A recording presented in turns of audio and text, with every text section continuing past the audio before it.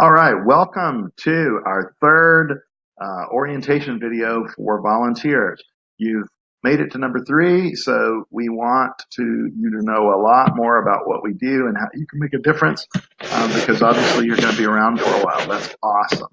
Again, thank you so much for wanting to make a difference. I hope you're already seeing that. So we have some special roles at our drop-in center. The first is the concierge. This is in the back room that we call the sanctuary. You're the traffic cop of that back room. Unfortunately, we can't keep the back room open unless we have a concierge, so this is a very important duty. It is a seasoned volunteer. If you'd like to do it, just volunteer. Just ask. You might be assigned to do it anyway, but anyway, take the initiative to ask. Some of your duties include receiving dirty laundry from clients that they want back, and when they retrieve laundry. We'll train you on how to do that. Giving guests and clients access to some of the side rooms. We'll train you on that. Volunteer check-in and debriefing. Again, we'll train you on that. And you also will help us receive inventory that needs to go into the side rooms and possibly retrieve inventory from the side rooms when we run out of things. So it's a very key role, traffic cop of the back room, concierge. Thrift store buyer is another key role filled often by a seasoned volunteer. You sit in this desk in the front area, and you are kind of the traffic cop of that front room. Some of your duties include counting, logging, and distributing donated items. They either will go into the store for immediate use by our clients, or you'll hand them off to the concierge in the back room so they can go in the side rooms for inventory for another day. You are very important. You're the first person that anyone sees when they come down those stairs, and if they've never been there, your role is to say, "Hi, we're so glad you're here. How can I direct you?" Kind of reception. You also handle the mail, and clients will ask for mail from you, and it's all filed in a metal filing cabinet by alphabetical last names. Just ask them their last name and look for all their mail. You will also handle the phone. Clients ask to use the phone, and that's fine. And if the phone rings, you please would answer it. Street Youth Ministry, how can I help? One staff person who has fully completed our Street Youth Ministry training is designated as the PIC every day. That stands for person in charge. They are the person who oversees, for as long as they are there, the operations so that we meet the expectations of all of our clients and volunteers as best we can. Currently, the 2 people who are trained to be PIC are Darvin and Billy. Some of the duties include assigning the roles for the volunteer. You'll probably work with a more junior staff member, but they assign the roles for that day. They are responsible for ensuring that the facility is all set up for good hospitality. It's clean. The front walkway is clean. The bathrooms are clean. The kitchen looks good, etc. We're fully stocked. They decide on a day-to-day basis which clients are restricted in receiving services. And that may sound strange, but we have an age limit, and we occasionally let older people visit for a little while, and the PIC is the one who does that. Or if someone has a challenging temperament or has had a behavior problem in the past, the PIC will decide whether they're able to come inside that day. We don't disregard our clients, even if they're not able to come inside. We do serve them outside. It's like, well, sure, I can bring you something outside, but you're not able to come in today. That situation does not usually last forever. Once they can own their behavior and tell us how we can better handle the temperament problems, they're able to restore their services. Right now it's 3 clients, for example. The person in charge always directs the activities to maintain safety. I wanted to pause and let you know about service learning. We love our service learning volunteers, those who are needing a block of hours for school or court reasons. We want to be the most popular service learning opportunity for UT. We're close, we are very relatable, and you do make a difference by volunteering with us. We recognize that it's important to you, so when you need paperwork signed, you'll need to turn it into us. You can give it to any staff member, but make sure we put it in the metal folder, in the mail file folder. Sorry, I can't talk. And It goes in a volunteer folder, and Billy is the one who will review that paperwork and sign it so that we're very consistent and fair with all of our paperwork. And if you leave your phone number on it, he will text you when it's finished. And you should expect a 2-day turnaround. We do need 2 days to get it done. You can turn it in to any staff member, but Billy will be the one who processes it. Hours will be as recorded in our system. We'll talk more about that, but we can't agree to hours that aren't in our system.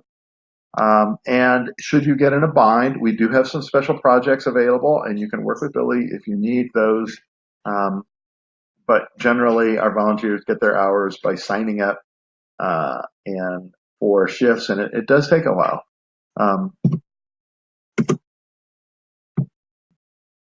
We do have some special people called our prayer team. We invite everyone to join.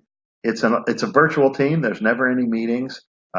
You get one prayer request about one client every 3 weeks. So it's one short email with a specific prayer request for you to think about and pray. And it's perhaps the finest thing we do. Our clients depend on it, and they share with us because they know that prayer changes things. Because you're going to be around, we do want you to understand how we make a difference. And we make a difference with all the stuff and all the food and the safe place, and many of you notice that, but we also want you to understand our theory of change. The first step that we do, it's 5 steps, but the first step that we do is build trust. And that means meeting a need when they first come in. And so that's why you'll see us scrambling to, try to make sure we meet the need of someone who's new.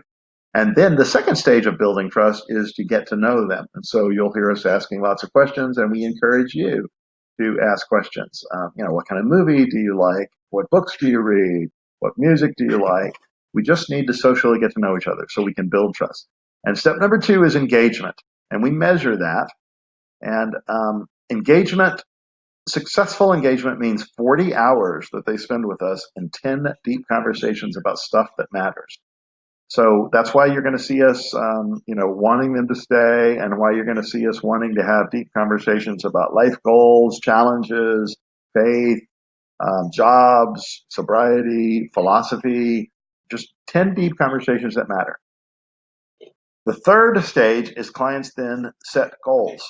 What do they want to do in their life? I want to get my ID. I want to do coordinated assessment.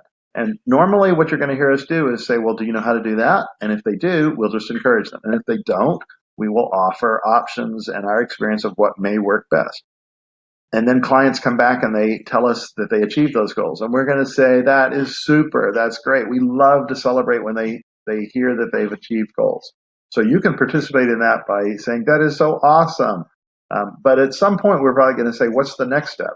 Because step 5 is to repeat those previous 2 steps over and over and over again. Here's the deal. Clients who engage with us have a 75% likelihood that they are achieving 3 or more changes in their life. Clients who do not engage with us, that is, they have not yet spent 40 hours with us, they have not yet had 10 deep conversations, are only 25% likely to be making 1 change in their life.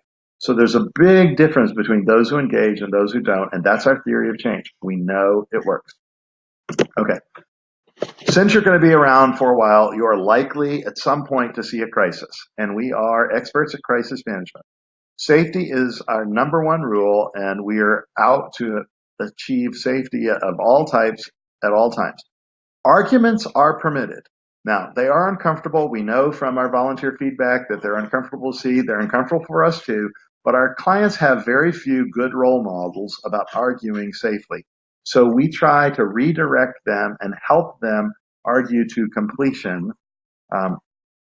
At some point, we may tell them they need to stop because it's clear they're not going to get to completion. But I just want you to understand that we don't, arguing isn't a reason you have to leave. Arguing isn't out of bounds behavior. But physical aggression is. Our PICs are trained to handle physical aggression, and they will assume charge to de-escalate it. But you need to understand that we will never get between clients who are being physically aggressive to each other. We cannot do that. You need to stand back. our staff, our person in charge will try to de-escalate it, and likely our clients will also join in de-escalation. But should we be unable to, the PIC will decide that we're calling 911, and they will tell everyone we're doing so, and then they will ask someone to do it. If it happens to be you, just dial 911 and tell them you need help at Street Youth Ministry, and they will ask all kinds of questions and just answer them the best you can, but please don't interrupt our staff. They have the address. They get it with 911.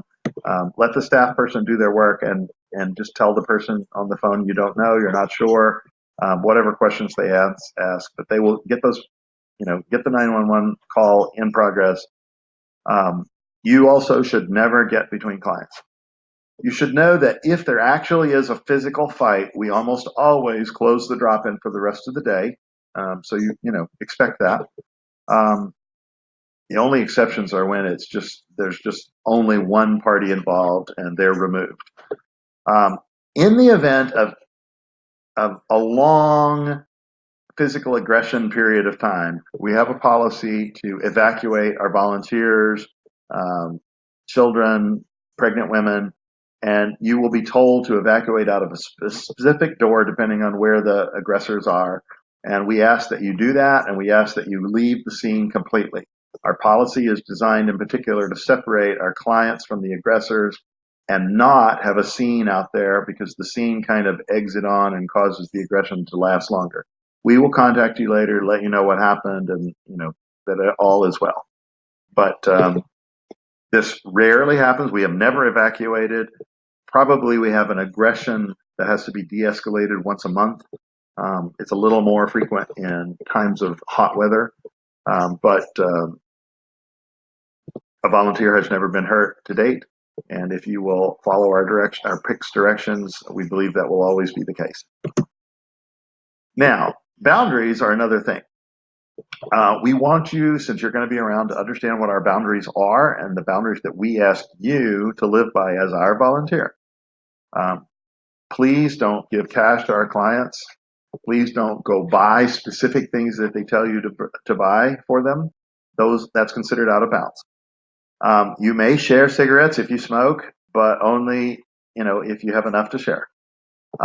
We ask that our volunteers be our volunteers. We want you to have a safe and good and meaningful relationship with our clients, but it needs to be at Street Youth Ministry. There's no returning later to work with them outside of Street Youth Ministry.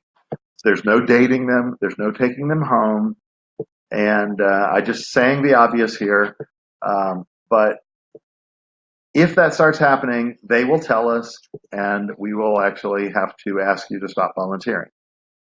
So outside relationships really complicate things significantly.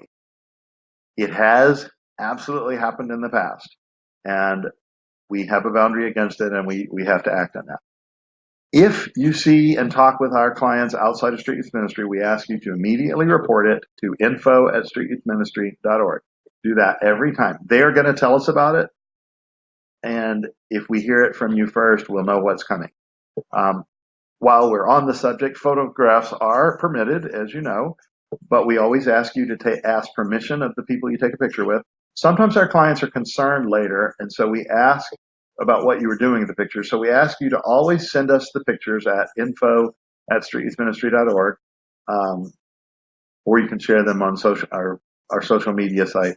But if you do that, then we can say, oh, they took them and they sent them to us. You don't have to worry. So please always do that. Please do respect our boundaries.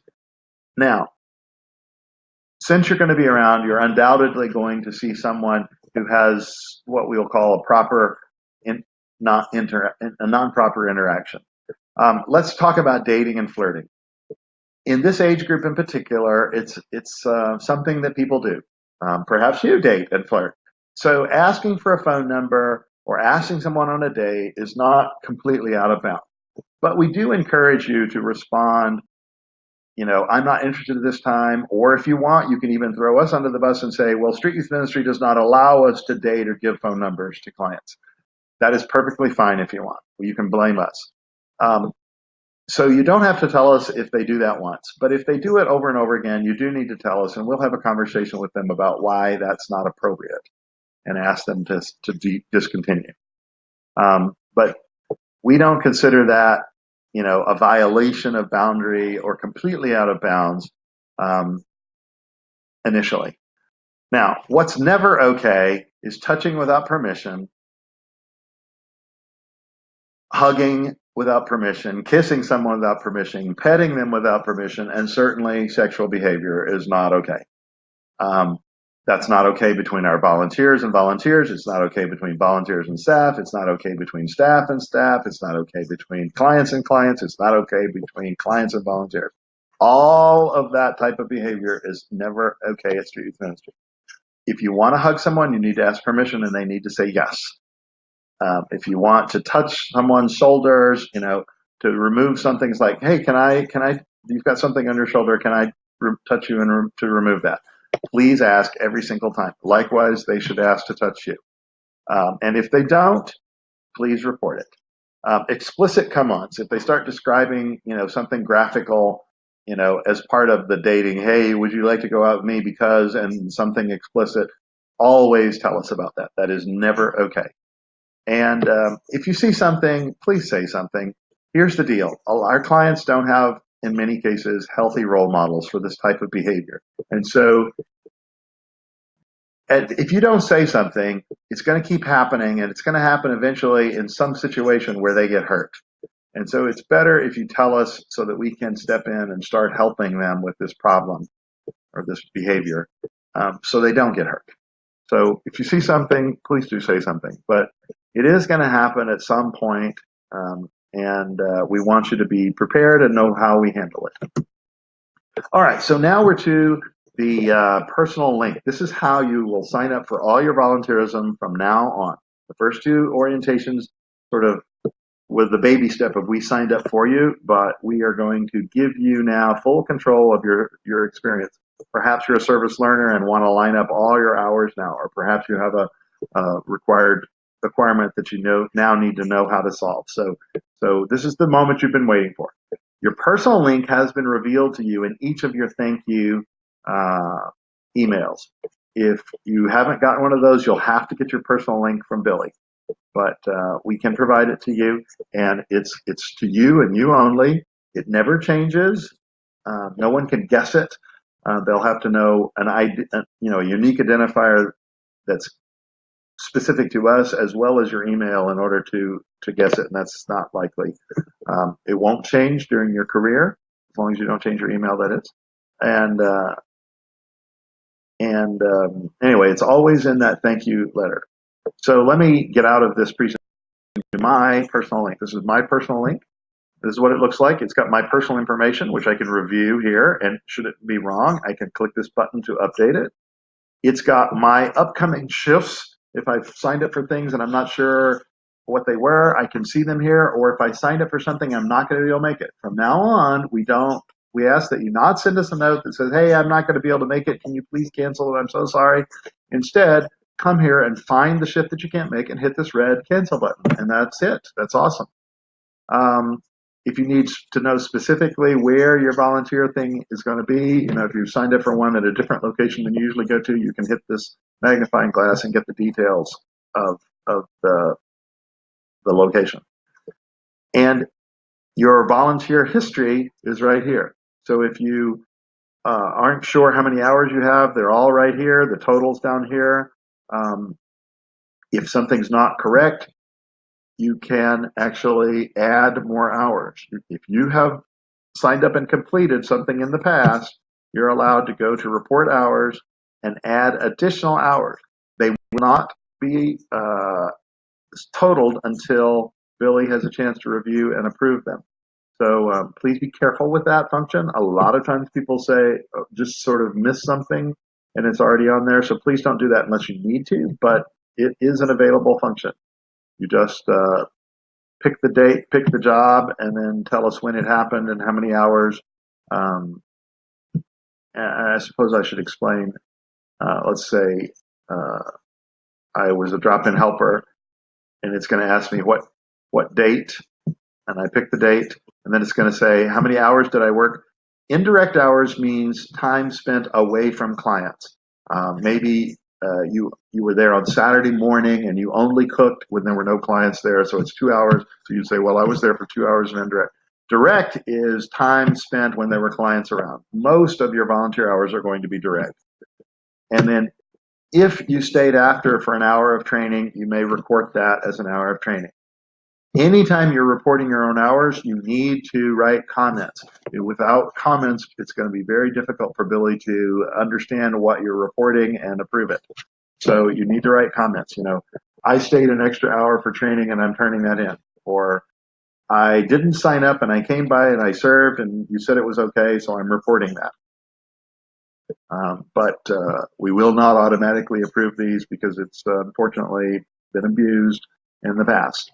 All right, now, how do you sign up? You go to volunteer jobs and you find the job that you're interested in, and you can scroll down now and see all the jobs.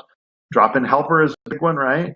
And you can see which shifts still have spots and which ones are full. Full means full.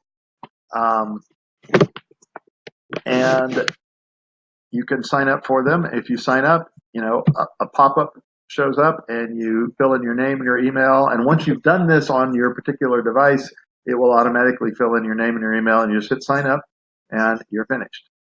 If you don't want to do that, you can hit the close button. Okay, I'm scrolling on down. You're probably not interested in the tour. Game and movie night helper, that's popular, and you can see that one. If you want to make sandwiches for extra hours, you can certainly do that. Sandwiches or casseroles. Food recovery helper, that's our Saturday morning. And again, full does mean full. Self-investment helper, that's our Saturday from 10 to 1.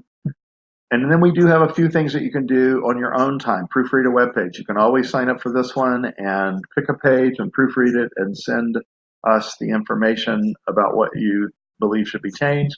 Design a graphic. You can pick a web page and design a graphic that would make that web page more interesting. Collect needed items. You always get credit for in-kind donations, but you can sign up for that specifically if you need. Computer lab helper. That's on Monday. Lots of people like that. Breakfast food. So that's how you sign up. And once you've signed up, Billy will need to approve it, and then it will show up on your